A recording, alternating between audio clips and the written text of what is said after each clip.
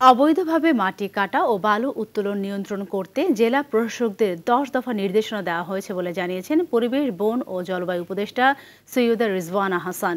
রাজশাহীর বড়াল নদীর উৎসবমুখ পরিদর্শন করে সাংবাদিকদের সঙ্গে তিনি কথা বলেন। এ সময় তিনি আরও বলেন, সমন্বিত পদক্ষেপে দেশের সকল নদী বাঁচাতে হবে। বড়াল নদ বাঁচাতে পুনর্খনন এবং সুইচ গেট অপসারণ করা হবে। দেশের বর্তমান প্রেক্ষাপটে সুইচ গেটের আরও প্রয়োজন নেই বলেও জানান উপদেষ্টা।